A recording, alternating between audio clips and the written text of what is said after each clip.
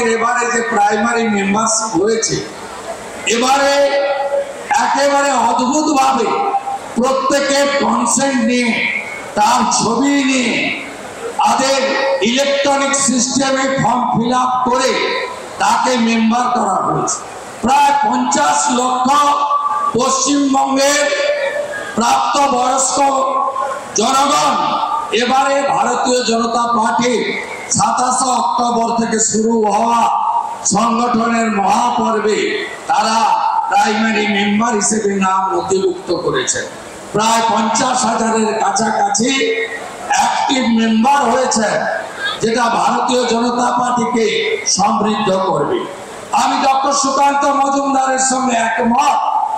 21-এ নির্বাচন পরবর্তী হিংসাতে আমাদের পার্টির বুথ লেভেলকে, শক্তি কেন্দ্র লেভেলকে, ওয়ার্ড লেভেলকে, পঞ্চায়েত লেভেলকে বেছে বেছে তরুণ প্রজন্মকে আজকে যেভাবে নারকীয় অত্যাচার করেছিল, তাতে সংগঠনের নিচের তলার স্ট্রাকচার কমপ্লিটলি ভেঙে গুড়িয়ে দিয়েছিল মমতা বন্দ্যোপাধ্যায়, তার জিহাদি বাহিনী এবং তার পুলিশ প্রশাসন।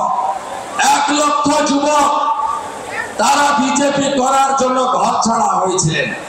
57 জন শহীদ হয়েছিলেন 2 মাসের মধ্যে, যার মধ্যে মগরাহাটের প্রার্থী মানস শাহ পর্যন্ত ছিলেন। আজকে 21-এ সেই ভেঙে দেওয়া, গুড়িয়ে দেওয়া, একেবারে পিষে দেওয়া সেই যে নিচের তলাকে ধীরে ধীরে ধীরে ধীরে আপনারা পার্টির একনিষ্ঠ কার্যকর্তারা, পার্টির যারা ভালোবাসেন, তারা সবাই মিলে নতুন করে তৈরি করেছেন বলে আজকে 50 লক্ষের কাছাকাছি পার্টি মেম্বারশিপ তৈরি করতে পেরেছে।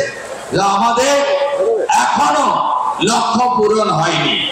আমি প্রকাশ্যে হলেও বলবো আপনাদের, আমি ইন্ডোর মিটিংয়েও বলেছি যে পার্টির কর্মসূচির ব্যাপ্তি সব জায়গায় ছড়িয়ে দিতে হবে। দীঘা থেকে দার্জিলিং, কোচবিহার থেকে কাকদ্বীপ, শুধু কলকাতা কেন্দ্রিক করলে হবে না। সব এলাকায় পার্টির কর্মসূচির ব্যাপ্তি বাড়াতে হবে। পার্টি কর্মসূচিতে এলাকায় সংখ্যা ব্যাপকভাবে আনতে হবে। পার্টি মেম্বারদের বাইরে জনগণকে যুক্ত করতে হবে। রাষ্ট্রীয় এবং স্টেটের যে ইস্যু আছে তার সাথে সাথে লোকাল ইস্যুতেও ব্যাপক দুর্বার গণ আন্দোলন গড়ে তুলতে হবে।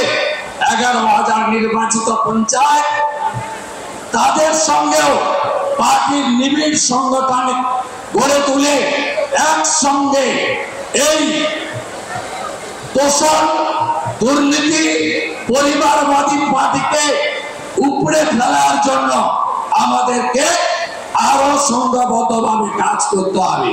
আমি বিশ্বাস করি শক্তিশালী সংগঠন, হিন্দু জনতার সংযুক্তকরণ এবং সংকল্পপত্র 2026-এ, তার মধ্য দিয়ে আমরা আগামী নির্বাচনে পশ্চিমবঙ্গে নরেন্দ্র মোদীজির নেতৃত্বে একটি রাষ্ট্রবাদী সরকার আমরা তৈরি করব, যে সরকার সংকল্পপত্রে প্রত্যেকটা কথা অক্ষরে অক্ষরে পূরণ করবে।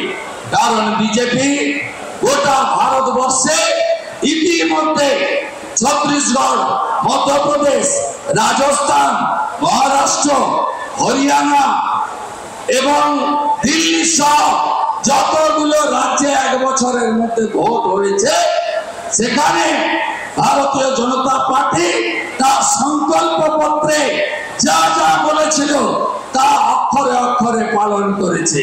মা তারি যোজনা ছত্তিশগড়ে এককালীন 12,000 টাকা মহিলাদের, 3100 টাকা কুইন্টাল ধান বিষ্ণুদেব সাই কিনছেন।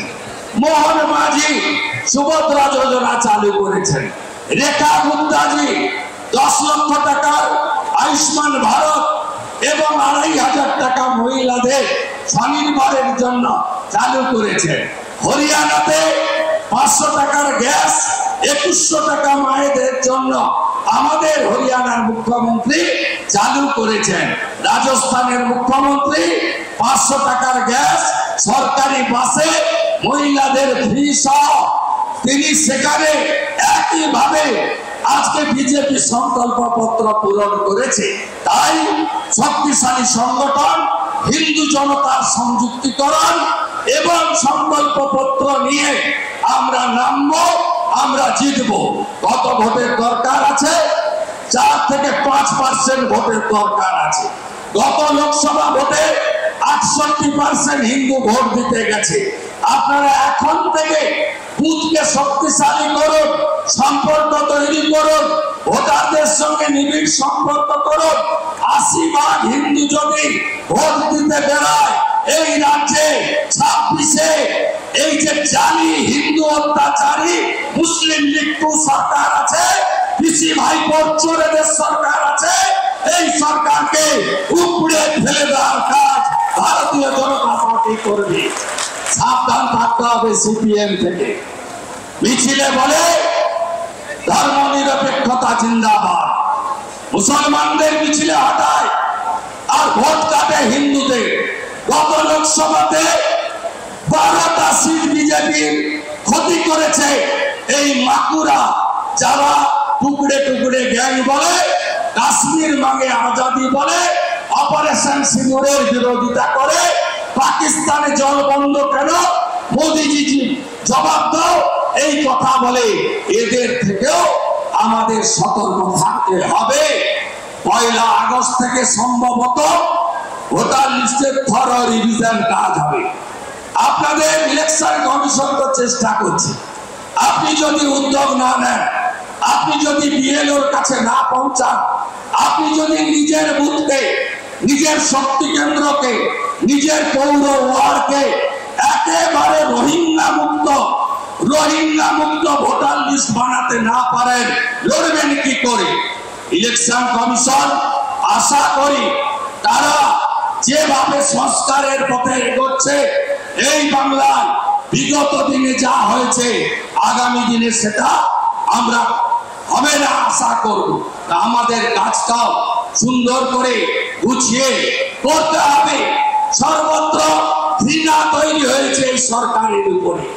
এই সরকার কোন এদের কাছে কোন কন্যা, কোন বোন, কোন দিদি, কোন মা সুরক্ষিত নয়। বাংলার মাদের আমরা দেবী দুর্গার চোখে পূজা করি। আমরা সব সময় ভারত পিতা বলি না, ভারত মাতা বলি। আমাদের স্বামী বিবেকানন্দ মহাষ্টমীর দিন কুমারী পূজার মধ্য দিয়ে আজকে বাংলার কন্যা পূজা চালু করেছিলেন। এই বাংলায় কোন কন্যা সুরক্ষিত নয়, আরজিকরের অভয়া সুরক্ষিত নয়, কালিয়াগঞ্জের তামান্না সুরক্ষিত নয়, কসবা ল বা গার্লস কলেজে ছাত্রী সুরক্ষিত নয়। তাই আমাদের দায়িত্ব কন্যা বাঁচাও, মমতা তাড়াও। আমাদের দায়িত্ব হিন্দু বাঁচাও, মমতা ভাগাও। আমরা মহল্লা দেখেছি,